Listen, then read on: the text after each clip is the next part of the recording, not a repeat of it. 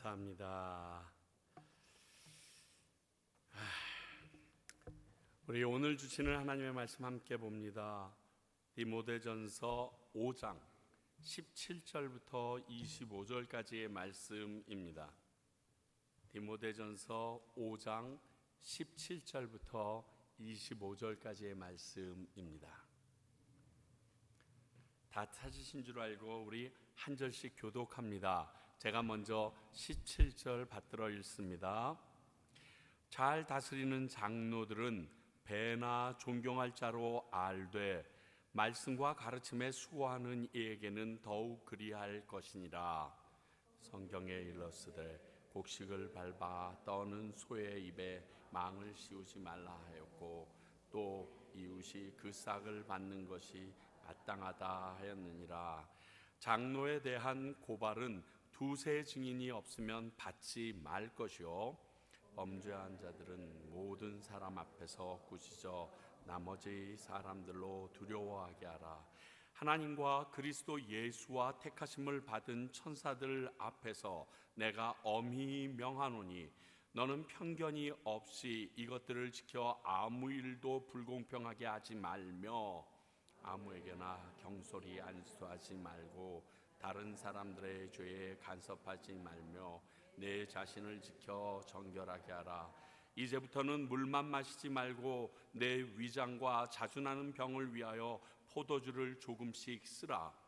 어떤 사람들의 죄는 밝히 드러나 먼저 심판에 나아가고 어떤 사람들의 죄는 그 뒤를 따르나니. 함께 읽습니다. 이와 같이 선행도 밝히 드러나고 그렇지 아니한 것도 숨길 수 없느니라. 네. 오늘 이 말씀은 교회에 세워져 있는 장로에 대한 어떻게 그 장로님을 대우하고 그 장로님들이 잘못했을 때 어떻게 치리해야 하며 그 장로들은 어떠한 모습으로 태도로 살아가야 하는지에 대해서 알려주고 있습니다. 우선 오늘 본문의 장로가 어떤 직분인지 좀 생각할 필요가 있습니다. 자, 바울 서신에 나오는 이 장로는 오늘날 교회에서 세우는 장로의 개념과는 같지 않습니다. 오늘날 교회의 장로의 규정은요, 전승을 보게 되면 아마 2세기 초중반 정도에 세워진 게 지금 시대의 직분자로서 장로가 됩니다. 그 외에 다른 집사나 기타 모든 직분도 2세기 이후에 세워졌다라고 나와 있습니다. 그러니까 예수님 공생의 시기에 장로라고 얘기하면 그 어떠한 예루살렘 같으면 그 예루살렘 성읍의 지도자, 그래서 성읍 위에서 모든 사람을 치리하는 나이 많은 연장자이며 유대인의 최고 의결기관인 사네들린 공의회의 멤버 정도 되는 사람을 장로라고 말하고 있었습니다. 또 초대교회가 탄생한 이후에는 이 장로라는 말이 교회의 지도자를 가리키는 말로 계속 사용되었습니다. 바울 서신에 등장하는 장로는 감독과 더불어 오늘날의 목회자 개념에 더 가깝습니다. 목사라는 용어가 사실 나오긴 합니다. 그러나 당시 목사보다는 장로와 감독이라는 호칭을 훨씬 더 많이 사용했습니다. 그러니까 교회의 장로나 감독은 단지 나이가 많아서 사람들을 돌보며 행정을 맡아 감독하는 수준을 넘어서 교회에서 목자로서 세운 영적 지도자입니다. 말씀을 가르치고요, 그리고 설교를 하고 영적인 부분들을 맡아서 지도했던 목사의 위치에 있는 사람을 오늘 이 장로라고 말하고 있습니다. 그래서 우리가 이미 예전에 한번 살펴본 적이 있는데 성경에서 이미 신약 성경에서 베드로나 사도 요한이 내가 장로의 직분을 받았는데 이렇게 얘기하는 것을 생각하면 여러분들이 그 개념이 아마 딱 슬시리라고 믿습니다. 오늘 본문은 이런 목회자의 직무를 위한 교훈이지만 일반 성도님들에게도 적용해야 할 교훈이라고 생각되어지고 알아야 될 사실이라고 저는 믿습니다. 오늘 본문을 한 세 부분으로 나눌 수 있는데 17절, 18절이 장로님들을 어떻게 예우해야 될 것인지, 19절에서부터 20절까지가 장로님들에 대한 권징은 어찌해야 하는지, 21절에서부터 23절까지가 그럼 그 장로님들은 어떠한 처신을 가져야 되는지, 그 뒤에 24절, 25절은 권징에 대한 결과에 대하여 하나님께 맡기라는 그런 걸로 차라리 두 번째 단원과 연결하는 게 더 좋을 듯 싶습니다. 우리가 먼저 오늘 말씀의 의미와 뜻을 이해해야 합니다. 그리고 본문 말씀이 주는 교훈을 찾아서 그 교훈을 우리의 삶에 어떻게 적용할 수 있는지 한번 찾아가 보도록 하겠습니다. 먼저 장로님들에 대한 예우 17절 18절이죠. 그러니까 목회자들에 대한 예우입니다. 하나 특이한 것은요, 지금 이 말씀을 에베소 교회 담임 목사 격인 디모데에게 바울이 쓰고 있다는 겁니다. 그러면서 너희 교회에 있는 장로들을 이렇게 대우해 주라고 얘기하고 있다는 거예요. 그러니까 에베소 교회에는 디모데 말고도 목회자처럼 그 일을 감당했던 많은 사람들이 있었다는 겁니다. 성도가 목사에 대한 것뿐만이 아니라 목사로서 그 동료 목사들에 대해서도 어떻게 해야 되는지 밝히 알길 원하셨던 것 같습니다. 첫 번째, 존경하라 이렇게 돼 있어요. 목사님 존경해야죠. 입술로만? 그렇지 않으면요, 그 장로들의 칠이나 그들이 가르침, 또 그들이 베푸는 설교 역시 같이 존중받지 못하게 됩니다. 그러니까 하나님의 말씀도 교회도 존중받지 못하기 때문에 결국 이 모든 손해는 고스란히 교인들의 몫이 됩니다. 그래서 목사에 대해서, 그리고 그의 말에 대해서, 그의 행동에 대해서 비판하고 날선 모습으로 나아가는 것이 나에게 이득이 안 된다는 겁니다. 그래서 제가 그런 얘기 한번 우리 세교 성경 공부 때 얘기하잖아요. 목사님, 저는 저희 교회에다가 11조를 하기 싫어요. 그 11조를 알면 우리 목사가 그 돈을 어떻게 쓰는지 정말 화가 나고 답답해요. 그럼 저는 정말 죄송하지만 바로 이렇게 얘기합니다. 그 교회 떠나세요. 안 떠나시면 그분이 하시는 말씀도 하나님의 말씀으로 들으시겠어요? 근데 거기 왜 계세요? 그 교회 떠나셔야 돼요. 똑같습니다. 내가 섬기는 교회의 이 장로들, 즉 목회자들을 존중하지 못하고 그의 하는 말과 행동에 대하여 내 존경심이 떨어지면요, 내게 도움이 하나도 안 됩니다. 그거는 상관없이 난 저분이 하시는 말씀은 하나님의 말씀으로 들을 수 있어. 할 수 있는 사람은요, 정말 손 꼽으면 다행이야. 거의 꼽아지지 않아요. 내가 고스란히 받는 겁니다. 우리가 비싼 물건을 소중히 다루고요, 잘 다루려고 하는 거랑 비슷한 거랑 똑같아요. 그렇잖아요. 싸구려 물건이야 뭐 이렇게 떨어뜨려도 아이고 떨어졌네 그러고 대충 한번 발로 찍 할 텐데, 아주 비싼 물건은 떨어뜨리고 나면 뭐 어찌할 바를 몰라서. 제가 얼마 전에 제가 그런 걸 좋아하는 거예요. 뭘 만들거나 이렇게 고치고 이러는 그 유튜브 그런 영상을 참 좋아해요. 재밌잖아요. 근데 한국의 명품 가방을 회복시키는 사람들이 꽤 있더라고요. 그런데 그 가방을 맡기면서 이렇게 얘기한대요. 그 맡기러 오신 분들이, 우리 애기 다시 살려주세요. 그리고 그 가방 하나 갖고 와서 눈앞에서 무릎 꿇고 펑펑 울면서 살려달라고 그런대요. 그걸 보면서 이런 생각이 제가 들더라고요. 아니, 그놈의 가방에 물건 못 넣으면 까만 비닐백에다가 대충 넣어서 들고 다니면 되는데 그렇게가 안 되는 거거든요.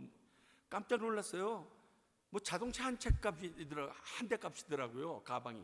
그러니까 너무 애지중지하고 뭐 조금만 기지가 나면 어찌할 바를 모르고. 존중한다는 게 이거예요. 그 목사를 존중함으로 말미암아 그 목사의 입에서 나오는 말씀과 그의 삶과 그의 모든 가르침에 대하여 그렇게 소중히 여길 수 있는 마음이 생기게 되기 때문에 결국 성도들을 위하여, 우리 자신들을 위하여 존중하는 게 합당하다는 것입니다. 내용이 좋아서 그 말을 기억하는 경우도 있지만요, 그 말하는 사람의 인격이나 삶이 존경스러워서 그 말을 기억하는 경우도 있어요. 제가 여러분들에게 늘상 그러잖아요. 한경직 목사님이 제가 목사 안수 받을 때 한마디 해주신 게 정말 가슴에 와서 닿습니다. 예수 잘 믿으세요. 아니, 예수 잘 믿으라는 말을 여러분 못 들어보셨어요? 다 들어봤잖아요. 그런데 제가 그 말이 굉장히 가슴에 와서 쳤던 이유는 그 말씀을 하신 분이 한국교회의 거성과 같은 한경직 목사님이 하셨다는 것에 대하여 그 의미를 곱씹어보고 곱씹어보게 되듯이, 여러분들에게 말씀을 전하는 그 목회자가 그 성품이나 삶이 존중할 만하면, 내가 옆에 교회에서도 들었고 유튜브만 들어가면 들을 수 있는 그 말이지만, 저분이 말씀하셨을 때 내 가슴을 치는 강도가 달라지기 때문에 존중하는 건 결국 나를 위하여 필요한 것입니다. 그러므로 우리는 성도들끼리나 자녀들 앞에서 목회자나 교회 직분자에 대해서 말하는 것이 듣는 사람들에게 이러한 영향력을 준다는 사실을 알아야 됩니다. 여러분, 모여가지고 두 교회 집사가 모여서 우리 교회 목사 말이지 하고 얘기할 수 있어요. 그런데 꼭 주변 둘러보세요. 안 하면 제일 좋고, 믿지 않는 사람들이 그거 들으면 목사 개털됩니다. 아니, 예수 믿는 사람들 모두 다, 모든 교회가 다 박살이 납니다. 영향력이 그렇게 지대합니다. 가볍지가 않아요. 그렇게 욕하면서 왜 교회 다녀? 이 말 꼭 들어요. 왜 이렇게 침 뱉고 얼굴을 막 억지로 갖다 대는 듯한 그러한 행동들, 그거 하지 말랍니다. 그리고 두 번째 말하기를, 말씀과 가르침에 수고하는 이들을 더욱 대우해 주라고 지금 적혀 있습니다. 이것을 보면요, 당시 행정을 담당했던 장로와 그리고 말씀을 양육했던 장로가 구분되어 있었음을 우리에게 알려주고 있습니다. 전에도 말씀드렸지만 제가 예전에 항상 피치 USA를 섬길 때 거기 바일로라고 헌법이 나오는데, 헌법에 이렇게 되어 있습니다. 그러니까 Administration Elder, 그러니까 이 행정을 담당하는 장로들은 평신도가 될 수 있지만 Teaching Elder, Ruling Elder는 특별히 그것을 위하여 공부를 더한 사람들만 할 수 있다. 그게 무슨 말이냐면, Teaching Elder는 목사고, 그리고 Administrative 행정 엘더는, 행정 장로는 평신도에서 뽑아도 된다. 이렇게 딱 구분이 되어 있는데, 바로 이러한 말씀에 근거해서 그렇게 정리하고 있는 것 같습니다. 다만 설교하고 가르치는 장로를 더욱 대우하라고 하신 이유는 불분명합니다.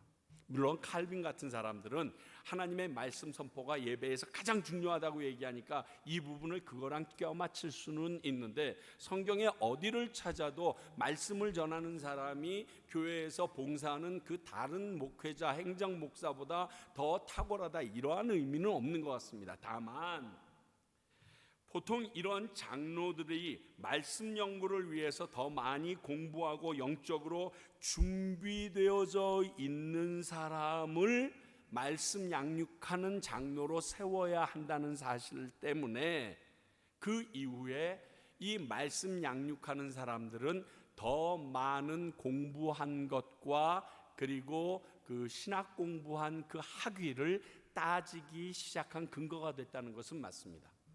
프로페셔널이죠. 말씀을 가리키는 데는 프로페셔널이 되어야 한다, 이런 것 같아요. 그래서 제가 이렇게 신학교에서 공부할 때 제일 아쉬웠던 게, 한국 신학교에서 설교학을 가르치는데 시간이 너무 짧아요. 다른 거 가르쳐야 될 게 너무 많으니까 설교학 가르치는 시간이, 아주 많이 가르치는 데는 그러니까 1년 2학기, 3학점짜리 2학기 그 정도 가르칩니다. 근데 미국에 와봤더니 예를 들어 달라스 세미나리 같은 경우는 참 설교학을 많이 가르치는데 심하면 6학기를 가르치더라고요. 6학기. 그러니까 달라스 세미나리 출신들이 설교를 참 잘해요. 다른 설교학 교수한테 계속 지적당하면서 계속 그냥 3년 동안 내내 말씀을 어떻게 전달하고 어떻게 적용하고 어떻게 할 것인가 합당한 것 같아요. 저희들이 이 과테말라 땅에 와서 산지족 선교를 할 때 정말 마음이 힘든 게 뭐냐면 그 가르치는 목사님들이 너무 공부를 하지 않으셔서 성경을 모르는 상태에서 가르치고 있다는 사실이에요. 그래서 그 사역이 참 중요해요. 그분들을 깨우고 일으키는 게 참 중요해요. 그렇게는 얘기할 수 있는데 그분들을 더욱더 많이 대우해 주라 그런 것은 이유는 사실 불분명합니다. 그래서 저는 하나님의 말씀이니까 아멘 하지만 이유도 좀 얘기해 주셨으면 더 합리적이었을 텐데 하는 마음이 있어요. 제가 그런 생각은 있어요. 설교만 하지 않으면 목사는 할 만하다 이런 생각을 해요. 항상. 정말 누구 걸 베껴서 설교해도 힘들어요. 왜냐하면 그 베낀 설교가 내가 이해가 돼야지 전달을 할 거 아니야. 그냥 쓴 대로 그냥 쭉 읽을 수는 없잖아요. 왜 이렇게 썼는지를 내가 알아야 되는데 베끼려고 해도 그 사람 수준이 나보다 너무 높아서 난 이해가 안 되더라고. 그냥 내 수준에서 해야 되니까. 그래서 주님이 오실 때 주일 설교 준비하기 전에 와주세요. 뭐 이렇게 기도할 때도 있어요. 설교 준비 다 한 다음에 오시면 뭐 그거 그냥 하면 되는 건데 설교 준비하기 전에 오셔야지. 그래도 주님 그렇게 해서 억울하지 않죠. 이런 생각이 살짝 들어서 죄송합니다. 이건 제 푸념입니다. 그리고 더 얘기하기를 장로들에게 합당한 대우를 해주라고 오늘 성경은 말하고 있습니다. 그러면서 18절을 보게 되면 신명기 25장 4절과 누가복음 10장 7절을 써서 얘기합니다. 일하는 소에게 먹을 것을 주고 일하는 일꾼에게 싹쓸 주는 것이 마땅하듯이 교회에서 복음을 위해 일하는 이들에게 그 대가를 주는 건 합당하다. 그러니까 그 장로들, 목사들에게 거기에 합당한 싹쓸 줘라라고 얘기합니다. 결국 온전히 교회와 성도를 섬기는 일에만 열중할 수 있도록 하라는 말입니다. 제가 이 말을 지금 우리 교회에서 설교하게 된 걸 하나님께 찬양합니다. 왜? 이 문제에 지금 저희 교회는 전혀 걸려있지 않기 때문에 내가 여러분들에게 월급을 더 달라고 졸른다고 이 설교를 한다는 생각도 안 해도 되고 여러분들께서 이거에 대한 부담감도 없어도 되기 때문에 말씀 그대로 전할 수 있어서 정말 좋습니다. 근데 재미있는 건 지금 이 문제를 에베소 교회 담임 목사격인 디모데에게 바울이 전하고 있습니다. 그러니까 이 말은 당시의 한 교회의 장로들, 목회자들의 사례에 대해서는 담임되는 장로가 좌지우지할 수 있는 힘이 있었던 것 같습니다. 그래서 이것을 바탕으로 한국에 있는 신학교 졸업한 사람들마다 재정권에 대하여 목사가 가져야 된다, 안 가져도 된다 하는 여러 가지 분파가 나옵니다. 그러니까 저는 재정권에 대해서는 우리 교회 재정 담당자에게 그냥 일임하고 운영위원회에서 결정되면 그냥 넘어가는데 모든 목사님들이 그렇게 훈련받은 게 아니라는 걸 아셔야 됩니다. 예를 들어서 한국 같은 경우에 총신이나 고신 측의 목사님들은 모든 재정 보고를 목사님으로 인하여 그리고 새로 세우는 임직자들에 대하여 목사님이 인준하도록 되어 있습니다. 그렇게 훈련 받으셨어요. 이러한 말씀에 근거해서. 그렇기 때문에 그분들이 이번 주일 헌금 다 가지고 오세요. 누가 얼마 있는지 전부 다 가지고 오세요. 그리고 나가는 헌금 제가 사인해야 합니다. 이렇게 하는 것이 그분이 잘못된 생각이 아니에요. 그렇게 배우고 그렇게 가르치는 데가 있습니다. 오늘 이 말씀이 그렇게 우리에게 보여주시듯이요. 그런데 저는 그렇게 배우질 못해서 그렇게 안 하고 있었다는 것뿐이지 그게 다른 것이지 틀린 것이 아니라는 것을 말씀드립니다. 사실 과테말라에서는 거의 볼 수 없는 것 같습니다. 제가 보니까. 근데 미국의 이민교회나 요즘의 한국의 교회 안에서도 목사나 부교역자들에 대한 처우에 대해서 너무 열악한 경우가 많음을 봅니다. 여기 오신 모든 목사님이 한국에서 부목사님으로 있다가 들어오시죠. 그래서 같이 모여서 사례를 어떻게 받았느냐라고 얘기하면 대답이 제가 이거예요. 그걸로 한국에서 어떻게 살아? 이게 제 대답이에요. 도저히 살 수가 없는 돈을 줘. 그리고 은혜로 살으래. 아니 은혜가 은행이 아니라니까. 미국의 부목사로 사역한다는 것은요, 냉장고에 코끼리를 집어넣는 것보다 어려워요. 진짜로요. 한 10,000명 이하 되는 한인 교회, 그 한인 도시, 한인들이 있는 도시에 있는 부목사님들은요, 그저 전부 다 사이드 잡하고 있다라고 생각하시면 돼요. 제가 섬기던 샬롯에도요, 부목사님들이 대부분 뷰티 서플라이에 가서 도장 찍거나 택 붙이고 그거 서브하고, 사모님들은 또 몰에 나가서 그거 전부 다 까야 되겠고, 심한 분들은 그 건축 옷 입고 사이딩 작업하고 바닥 치고, 목사님들이 다 그래요. 그래서 모이는 시간을 정할 수가 없어요. 근데 여러분 생각해 보세요. 목사님들이 그거 열심히 하다가 주일날 설교하려고 그러면 설교가 착착 되겠수? 먹고 살 일이 지금 태산같이 걱정이 되고 있고, 그리고 집에 들어갔더니 아내는 아직 가게에서 퇴근도 안 하고 있고, 애들은 와서 자기들 마음대로 살고 있고, 그런데 거기에 앉아가지고 나는 말씀 읽으면서 설교 준비 안 돼요. 할 수가 없어요. 1년에 2번 나가지. 어머니 주일, 아버지 주일 딱 2번 나가서 밥 먹고 오는 게 땡인데 뭐. 왜? 그 나머지 부활 주일, 뭐 크리스마스, 교회가 더 바빠. 그러면서 성도님들은 왜 우리에게 양질의 말씀을 들으려면 양질의 말씀을 준비하고 묵상할 시간과 환경을 줘야지. 그리고서 본인들보다 옆에 교회 목사가 역시 큰 교회 목사가잖아. 큰 교회 목사는 그거 할 거 없거든. 앉아가지고 20시간씩 그냥 말씀 보고 설교 준비하고 올라가면 되거든요.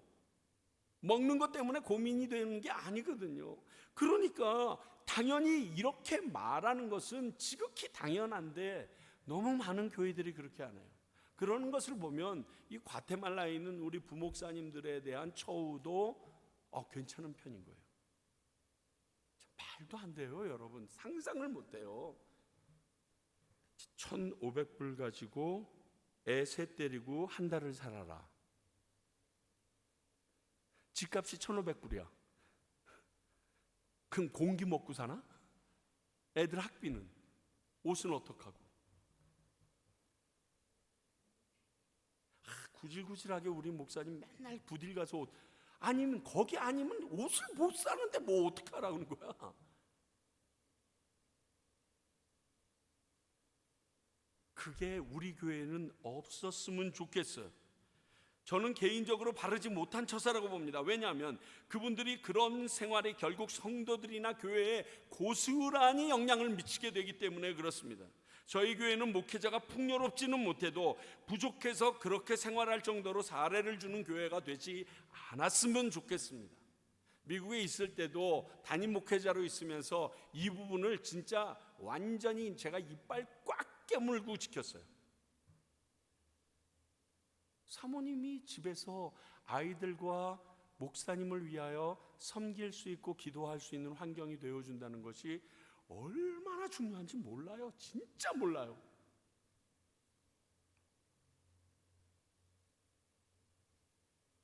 먼저는 하나님의 말씀에 순종하기 위해서고요. 두 번째는 교회의 영적 안정을 위해서 이거는 꼭 필요한 거예요. 자, 고린도전서 9장 12절 우리 볼까요? 다른 이들도 너희에게 이런 권리를 가졌거든 하물며 우리 일까 보냐. 그러나 우리가 이 권리를 쓰지 아니하고 범사에 참는 것은 그리스도의 복음에 아무 장애가 없게 하려 함이로다. 제가 이 말씀을 붙잡고 과테말라 평강교회 온 거예요. 제가 잘나서가 아니라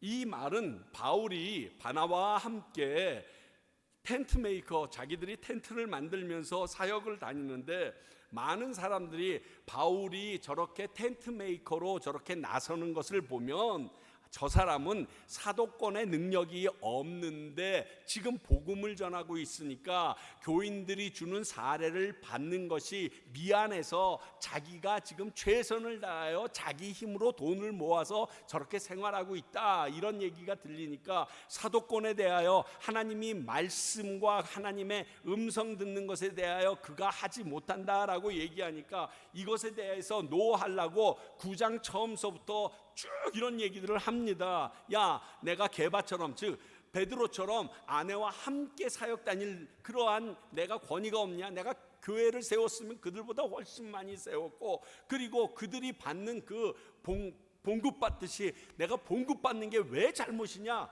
이미 세워놓은 교회들이 얼마나 많이 되어 있는데. 그런데 나 그것 때문에 너희들에게 그걸 요청하지 않았는데 이유는 간단해.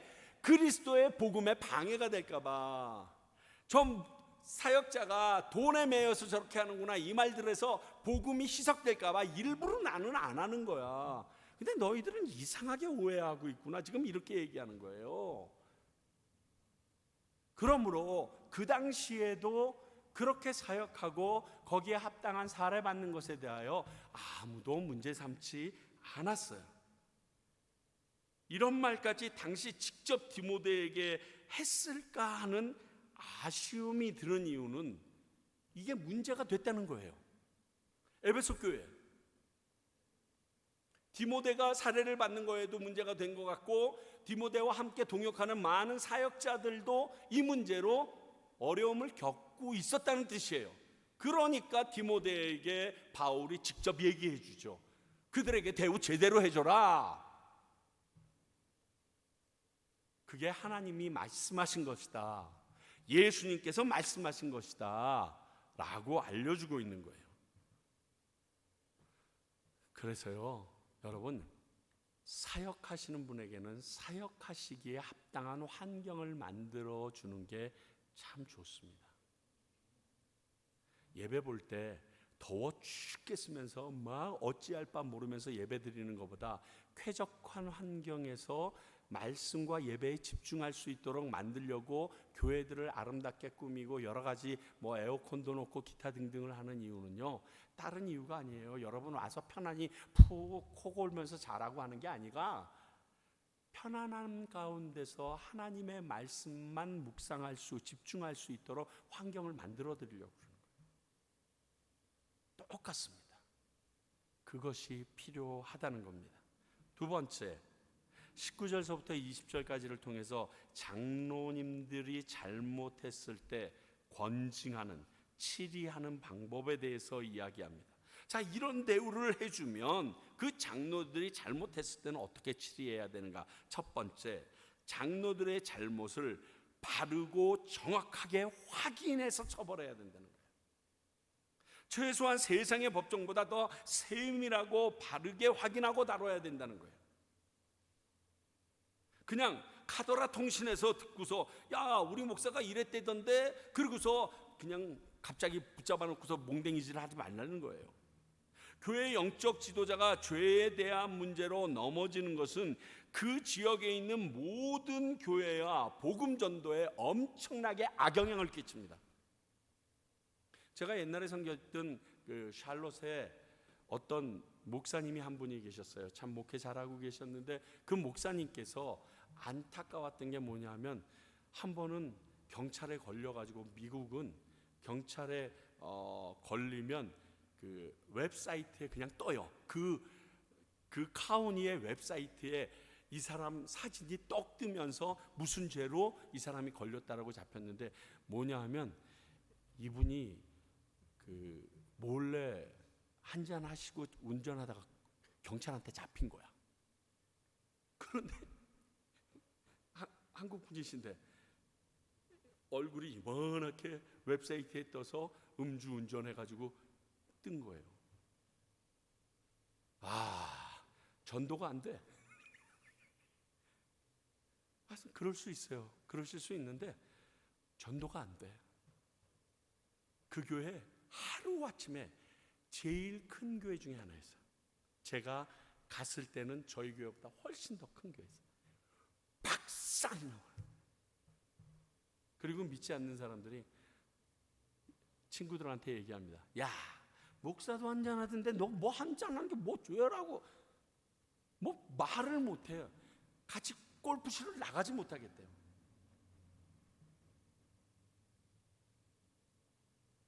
그러니까요, 영적 지도자가 이런 죄로 인하여 넘어졌을 때 따르는 엄청난 일이 있기 때문에 이것에 대하여 확실한 근거를 가지고 나아가지 않으면 교회나 예수님이 도리어 욕먹게 된다니까요. 요즘 가스뉴스처럼 아니면 말고 이런 식의 의심과 소송이요, 이거는 생각하지도 말아야 돼요. 그러니까 누가 뭐라고 얘기했으면 직접 들었어? 몰라? 그래, 나 우리 목사님한테 물어볼게 하고 저한테 물어보세요. 그럼 제가 그 목사님한테 전화해서 물어보고 알려드릴게요. 제가 이전 샬롯에서는 그렇게 했어요. 무슨 말이 있는데 가만히 계셔보세요. 제가 이번 주일날 알아보고 여러분들에게 광고 때 얘기해드리겠다고. 절대 없는 얘기랍니다. 구라랍니다. 그러고 얘기해줬어요. 비슷한 문제가 있었는데 이게 비난받는 문제는 아니네요 라고 정확하게 얘기를 해줬어요. 그러나 죄가 드러나 처벌할 때는 어떻게 하라고요? 다른 이들도 보고 두려워할 정도로 공개적으로 하라고 써 있어요. 난 이거 되게 무섭더라고요. 치리의 목적이 다른 사람들로 인하여 이런 죄의 결과가 어떤 것인지 보게 해서 그 죄를 짓지 말게 만들려는 게 치리의 목적입니다.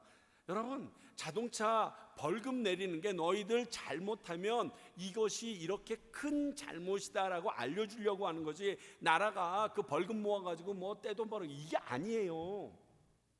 모든 법이 잘못했을 때 사람을 죽이면 어떠한, 너도 동일하게 죽어야 된다, 이렇게 강하게 법을 정하는 것은 사람 죽이는 일이 얼마나 잘못된 일인지 모든 사람들에게 경각심을 일으켜주기 위하여 하는 거거든요. 처벌의 온전한 목적이에요. 똑같다는 거예요.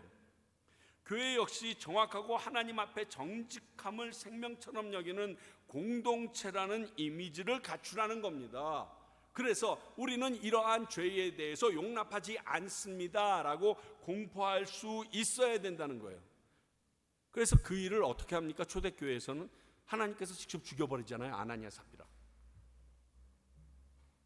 그리고 그 일을 들었던 모든 사람들이 사도들을, 교회를 두려워하기 시작했대요.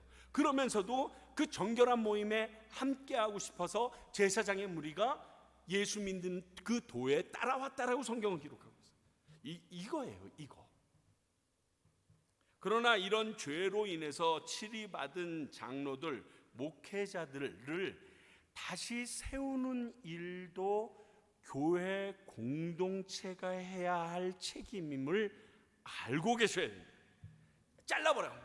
악은 딱 잘라버려. 그리고 다시 손절해. 이게 아니라, 그러면 세상이랑 뭐가 달라요? 그런 사람을 결국 세워야 하는데 그 세워야 하는 것까지 책임지는 것이 교회가 해야 할 일이에요. 이 부분이 너무 많은 교회들이 빠져 있어요. 이 부분에 대해서 너무 많은 크리스찬들이 간과하고 생각하지 않아요. 자, 내면 세계의 질서와 영적 성장이라는 등 뭐 여러 가지 정말 베스트셀러를 쓰신 고든 맥도날드라는 목사님이 계십니다.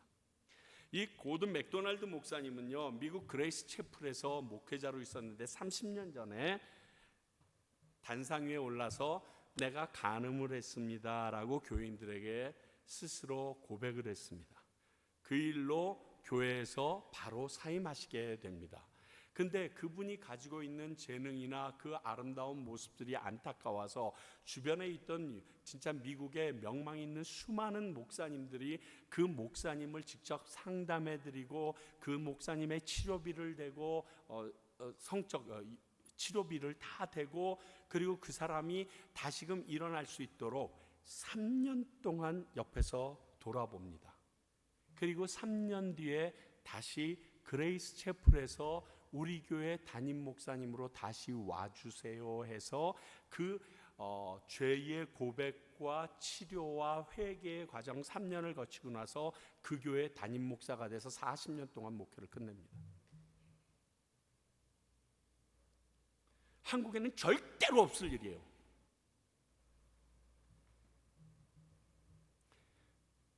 참 보면서 많이 안타까웠어요. 교회는 단순히 그 사람을 끊어내고 잘라내면 우리는 깨끗해져, 이게 아니에요. 그게 세상적인 방법인데요, 그렇게 해서는 안 돼요. 그것은 예수님의 방법이 아니에요. 가늠하다 현장에서 잡힌 여자를 데리고 왔어요. 그랬더니 예수님이 나도 더러워 에이 그러고서 간 게 아니라 그 사람이 죄인인 것을 다 알고 있기에, 자 그러면 너희 중에서 죄 없는 사람이 돌을 들어 이 여인을 치라. 나이 들은 사람부터 젊은이까지 한 명씩 돌을 놔놓고 가요. 그랬더니 예수님이 그래도 내가 죄가 없으니까 나는 너를 때릴게 이러지 않으시고, 나도 너를 정죄치 아니하니 다시는 그 죄를 짓지 말라 하고 보내십니다. 이게 예수님의 방법이에요. 이게 목회 방법이고 그분의 처신했던 방법이에요. 그러면 하나님의 거룩한 공동체, 예수님의 제자된 사람이 그 방법으로 나가야 돼요. 여러분, 그렇게 왕성하게 사역했던 목사가 3년 동안 교회에 출석할 때마다 사람들이 나를 알아볼까 봐 숨어서 그렇게 예배를 드리는 시간이 얼마나 힘든 줄 아세요?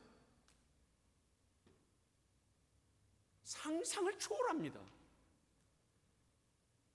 그러나 그 모든 치료가 끝나고 회개했다라고 인정했을 때 이 사람을 다른 교회에서 책임지게 하는 게 아니라 그 공동체에서 다시금 세워서 만들어 주어야 하잖아요.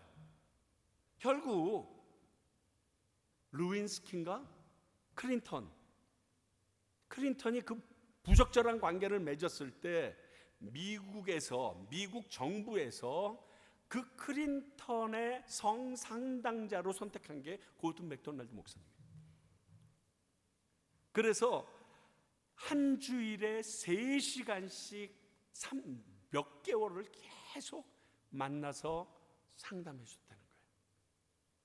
그리고 같이 기도하고 말씀을 양육했다는 거예요. 이것 때문에 욕도 많이 들었어요, 그분이. 그러나 그렇게 해서 회복됐던 자기를 알기에 누군가 끌어안아 줘야 이 사람의 본질이 회복된다는 것을 믿고 나아갈 수 있었던 거예요. 오늘 이 말씀에서 빠져 있지만 죄가 드러나서 모든 사람에게 알리고 나서는 그 사람의 그 더럽고 추한 것까지 그 공동체가 다시금 끌어안아 줄 수 있어야 한다는 생각을 잊지 마세요. 아무게 간도 뭐 잘못했대지, 완전히 끊어버려, 그런 인생이 어떻게 교회라, 이러면 안 돼요. 그럼에도 불구하고 평강교회에서는 그 사람을 위하여 끊임없이 기도하고 그 사람이 다시 돌아올 때 그분이 다시 그 죄에 빠지지 않도록 주변에서 신경 써주면서 그 사람을 하나님의 말씀 가운데 세워나가더라. 그게 정상이에요. 그게 예수님의 모습이에요. 죄 지으면 버리지 말라고 얘기했어요. 예수님이 그랬던 적이 없어요. 하나님도 그랬던 적이 없어요. 이스라엘 백성, 그래서 죄 있어서 버렸으면 어떻게 됐겠어요, 이스라엘 백성들이.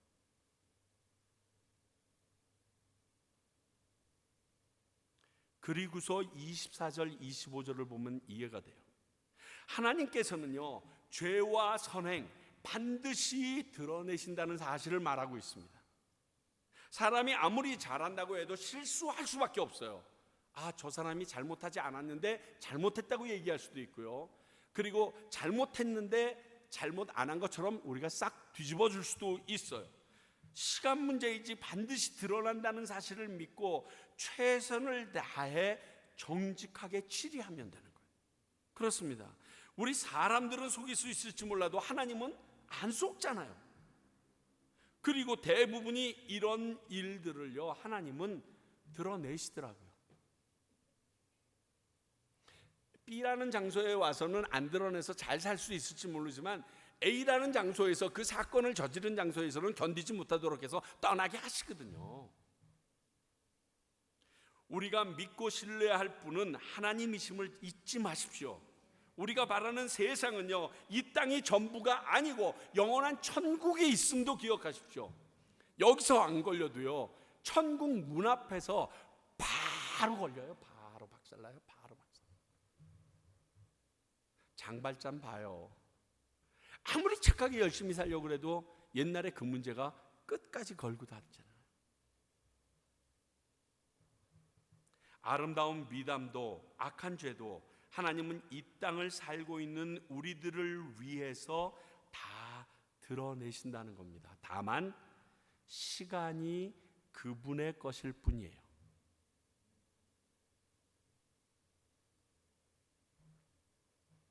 그리고 마지막으로, 그러면 이러한 목회자, 장로들은 어떠한 자세를 취해야 하는가? 21절 23절입니다. 이런 대우와 치리를 받아도 될 정도의 장로는 어떠한 마음과 태도로 직분에 임해야 하는가? 첫 번째, 모든 일을 공평하게 처리하라, 이렇게 되어 있습니다. 사람들이나 그들의 상황에 편견을 가지지 말고 공평하게 그 사건, 그 일만 가지고 처리할 수 있어야 된다는 거예요. 근데 여러분, 손이 안으로 굽는다는 말 있잖아요. 그거 사실이에요. 진짜 사실이에요. 이게 뭐 학연이든 지연이든 뭐 어떠한 경우에도 봐주고 싶은 사람이 있어요. 진짜예요. 그런데 그러지 말라는 거예요. 모든 사람이 인정할 만한 객관성과 판단을 가지고 억울한 사람이 없게 하라는 거예요. 추레하게 옷 입고 있는 사람이 한 사람이 앉아 있으면 교회에 들어와서 갑자기 옆에 놨던 가방을 자기 무릎 위에 올려놓습니다. 당연히 나 이해해요. 그러나 판단도 그렇게 해서는 안 된다는 거예요.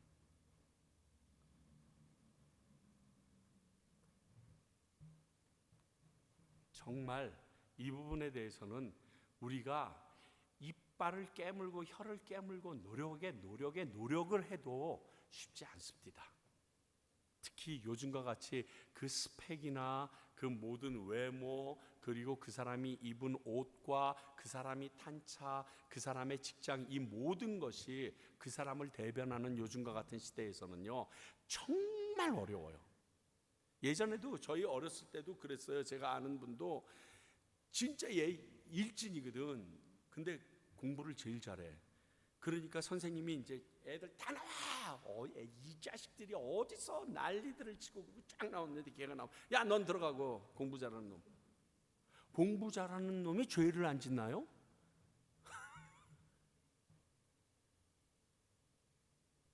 두 번째, 경솔하게 해서는 안 되고 신중을 기할 수 있어야 된다는 거예요. 특히 영적 지도자를 세울 때. 사실 교회 안에서 집사님, 장로님, 목사님 세우는 거 어렵지 않을 수 있습니다. 그런데 더 힘든 건요, 세워놓은 목사 내보내는 거예요. 세워놓은 집사 권사님들 그만두게 하는 게 더 힘들어요. 진짜 어려워요. 사실 여러분, 이력서 한 장이나 소개서 한 장으로 그 사람을 평가하고 세우는 게 얼마나 힘든 일인지 아시잖아요. 저는 죄송하지만 이력서 안 믿어요. 죄송합니다. 왜? 성경 아니잖아요, 그거. 안 믿어요, 저는. 그 사람이 어떻게 거쳐왔는지는 그거를 통해서 볼 수가 있어요. 근데 그곳에서 그 사람이 어떻게 행동했고 어떤 그 사상을 가지고 살았는지는 도저히 알 수가 없어요. 그래서 보통 그 미국의 이민교회는 3년 뒤에 마음 열어요, 교인들이. 그리고 한국의 교회는 봄, 여름, 가을, 겨울이 지나야지 마음 열고. 제가 과테말라 왔더니 우리 교회는 한 2, 3개월 안 돼서 바로 열더라고요. 그래서 이분들은 좀 맛이 갔나 했는데 하여튼 이게 사람을 믿을 수가 없는 거예요. 그러니까 어떤 목사님을 내가 모시고 와서 여러분들에게 소개해도 그분들이 여러분들이 인정할 만한 시간이 지날 때까지를 두고 볼 수밖에 없는 게 당연한 일이에요. 이게 신중함입니다. 신중함은요, 사람을 선택할 때 아무리 과해도 좋습니다. 문제가 되지 않습니다. 물론 너무 그러다가 귀한 분 뺏기기도 하지만, 특히 교회 공동체의 직분자나 사역자를 세우는 것은요, 믿음의 확신과 하나님을 경험했는가를 반드시 다루어야 해요. 그 사모님이 그리고 그 집안에 있는 사람들이 예수님에 대해서 어떻게 느끼는가 반드시 체크업해야 돼요. 그게 없이 뽑아놓으면요, 난리 박살납니다. 진짜 난리 박살납니다. 그리고 이렇게 사람을 뽑을 때는요, 상황이나 시간에 쫓겨서 뽑으면 안 돼요. 절대로. 상황이나 시간이 쫓겨도 그렇게 안 해야지 제대로 뽑을 수 있어요. 그래야 조금이나마, 그래도 잘못 뽑지만 우리 인간의 눈으로는 그래도 그나마 제대로 세울 수가 있어요. 여유를 길게 가지고, 물론 아무리 길게 가져도 안 될 수도 있더라고요. 제가 첫 번째 교회 그만둘 때 임시담임을 3년을 했어요. 3년 동안 뽑았는데 3년 동안 세 팀 중에 2팀이 그 청빙위원장들이 둘 다 쓰러지셨어요. 스트레스를 너무 받아서. 그러니까 세 번째 분이 맡아서 시작하다가 우리까지 못 뽑으면 안 되는데 그러면서 모든 절차가 딱 뒤집어지면서 나가버렸어요. 그러니까 그 다음에 오셨던 분이 교회를 막 이렇게 5개로 나눠주더라고요. 그러니까 상황이랑 시간에 쫓기면 잘못된 선택을 할 수밖에 없어요. 그렇잖아요. 화날 때 아무것도 결정하지 말라고 그러죠. 똑같아요. 경솔하면 안 돼요. 신중해야 돼요. 그리고 세 번째를 보니까 남의 죄에 끼어들지 말고 늘 자기를 정결히 지켜가라, 이렇게 돼 있어요. 이게 무슨 말이냐면요, 다른 사람이 잘못하는 일을 방관하거나 돕는 일은 하지 말아야 된다는 뜻이에요. 우리는 잘못된 길로 가는 사람을 그 사람과 관계 때문에 방관하거나 잘못이라고 말해주지 않는 경우가 있습니다. 이러면 안 된다는 것입니다. 목사님, 지금 목사님이 가시는 길이 하나님의 말씀과 맞지 않는데요 라고 얘기할 수 있어야 돼요, 저한테. 그래야 저도 여러분들에게 지금 집사님께서 결정하신 이 일을 하나님이 보시기에는 어떨까요? 라고 나도 여러분들에게 얘기할 수 있지 않겠어요? 그게 틀렸어요? 맞았어요? 라고 얘기하지 않으셔도 돼요, 여러분. 아주 간단해요. 우리 저번 주일 배운 것처럼, 아니 목사님, 지금 그렇게 결정하신 것을 하나님이 기뻐하실까요? 지금 그렇게 말씀하신 것을 하나님이 좋아하실까요? 알아듣지 않겠어요? 제정신이라면? 목사님은 참 세상과 교회는 다르다니까요. 세상을 하나님의 말씀처럼 살면요, 진짜 세금도 얼마나 많이 내야 되는지 모르고 힘들어요. 그렇게 말할 때 그래도 하나님께서는 거짓말하지 말고 세상의 것에 복종하라고 하셨는데, 그 말씀에 비춰볼 때는 제가 말씀드릴 수밖에 없는데요 라고 얘기하는 것이 합당하다는 거예요.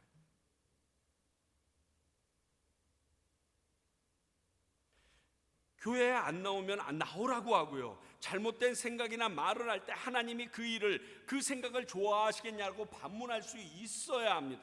만약 나는 그 일이 죄인 것을 알았는데 그 상대는 세상에 오랫동안 물들어 있었기 때문에 미처 깨닫지 못했다면, 그렇게 해서 지은 그 사람의 죄값에 대해서는 내게 묻겠다라고 에스겔서를 통해서 우리에게 이미 얘기하고 계셨어요. 하늘나라 가서 쭉 줄 섰는데 너무 아무 생각 없이 갖고 있는데, 야, 쟤 지옥 갔는데 쟤 너 때문에 간 거야? 내가 알면서도 얘기 안 했더라고. 아, 우리 관계가 있는데. 그래? 그래, 지옥 가. 그러면 좋은 관계 같이 지옥 가. 이거 얘기하셨어요.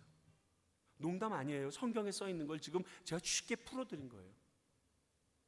사람이 지혜로울 필요가 있습니다. 그것이 거짓말을 해도 된다는 뜻이 아니에요, 여러분. 죄를 묵인해도 된다는 뜻이 아니에요.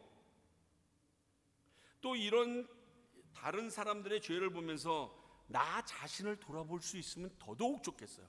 혹시 나는 저런 게 없나?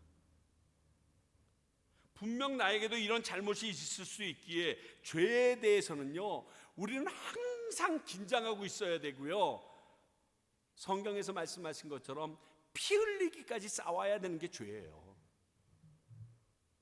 죄를 가볍게 여기지 마세요. 그리고 더불어서 포도주 좀 마셔라 라고 써 있는데, 이 말씀 때문에 나 예전에 있던 교회에서 어떠한 성도님 한 분이면 맨날 이 말씀 되면서 저는 그래서 포도주를 마십니다. 딱 한 잔밖에 안 마셔요. 그래서 봤더니 잔이 이만해. 포도주 한 병이 들어가면 반밖에 안 차. 저는 한 잔밖에 안 마셔요. 그러면서 맨날 드시더라고요. 기가 막혀 죽겠어. 뭐라고 얘기합니까? 23절. 이제부터 물만 마시지 말고 내 위장과 자주 나는 병을 위하여 포도주를 조금씩 쓰라. 지나친 금욕주의나 율법주의에 치우치지 말고 열린 마음을 좀 가져라. 여기다가 포도주라고 얘기했을 때 이 포도주는 약용으로 쓰이는 포도주를 얘기했다는 것이 확실한 증거입니다.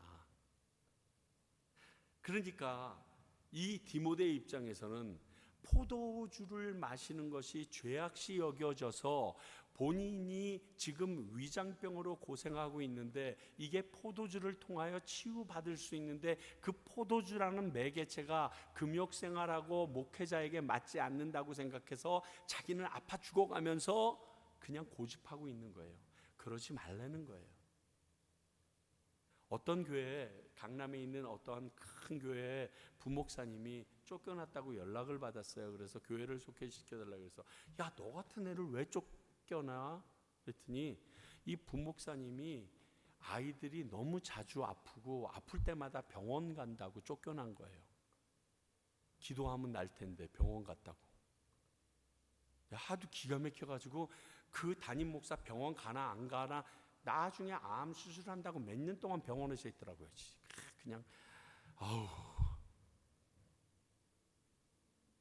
그건 틀렸다는 거예요. 더불어 육신의 건강도 중요하다는 사실을 인정해야 합니다. 그래서 목회자는 자신의 건강을 돌아봐야 합니다. 그리고 제가 가로쳐 놓고 뭐라고 썼냐면, 별표하고 나는 할 말 없음 이렇게 썼어요. 제가 교회 공동체를 위하여 운동을 하고 내 건강을 돌아보는 것은요, 목회자가 해야 될 직무 중에 하나라는 거예요. 그래서 예전에 하영조 목사님이 그랬어요. 자기는 나쁜 못된 목사라고, 교인들이 나만 보면 건강이 어떠세요? 자꾸만 물어보게 만드는 안 좋은 목사라고. 목사를 보면 갑자기 아프다가도 기분이 좋아지고 상쾌해져야 된다고. 그게 맞다고. 그게 맞는 말이에요. 여러분, 목사님 아파서 벨벨거리면요, 결국 교회 다 힘들어져요. 제가 해보니까 그렇더라고요. 전에도 우스개처럼 얘기했지만 7개를 범해도 단상 위에 쓸 수 있는데, 제가 아메바만 걸려도 여기 못 써요. 하나님의 일을 감당하려면 거기에 합당한 건강도 챙겨야 돼요. 그리고 그 힘이 있어야 돼요. 제가 많이 설교해 본 게 3번 설교를 해봤어요. 3번 설교를 한 6개월을 해봤거든요. 돌아버리겠더라고요. 그런데 예전에 조영규 목사님이 10부 예배 설교하셨거든요. 1부서부터 10부까지 사람 같지가 않아요. 지금 생각하면. 그리고 그분이 말씀이 조근조근하세요. 뭐 여러분들은 믿으십시오 이러면서 10부 동안 50분씩 설교를 해대시는데 필요해요. 건강 챙겨야 돼요. 폐쇄적이고 금욕주의적인 것도 바르지 못하지만 그 건강에 대하여 방치하는 것도 바르지 않다라고 얘기합니다. 이런 것들이 목회자로서, 교회 직분자로서, 그리고 그분들과 함께 교회를 세워나가는 성도들이 기억하고 계속 바라야 될 부분들입니다. 그것을 오늘 이야기하고 있습니다. 사랑하는 성도 여러분, 제가 그런 목사 되도록 최선을 다하겠습니다. 그렇게 될 수 있도록 기도해 주시기 바랍니다. 그리고 또 그렇게 합당한 재직들이 세워지고 목사님들이 저희 교회에 세워질 수 있도록 기도해 주십시오. 여러분, 하나님의 사람을 뽑는 일은 기도 외에는 방법이 없습니다.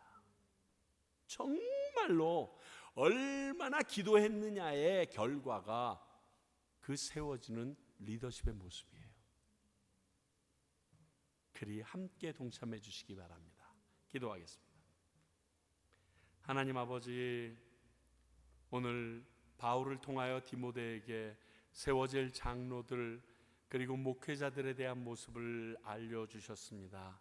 아버지여, 저희들이 그것을 보았는데 저희 교회에도 적용할 수 있게 하시고 나에게도 적용할 수 있게 하시며, 그리고 그 말씀대로 세움을 받은 사람들을 찾기 위하여 기도하는 저희들 되게 하시사 하나님의 교회가 든든히 말씀 위에 세워가도록 도와주시옵소서.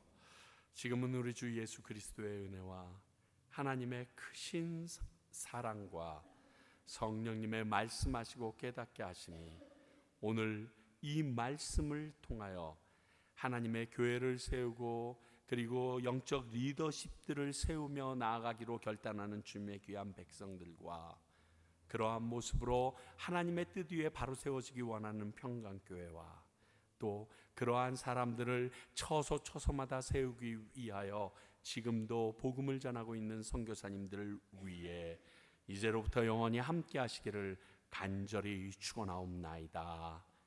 아멘.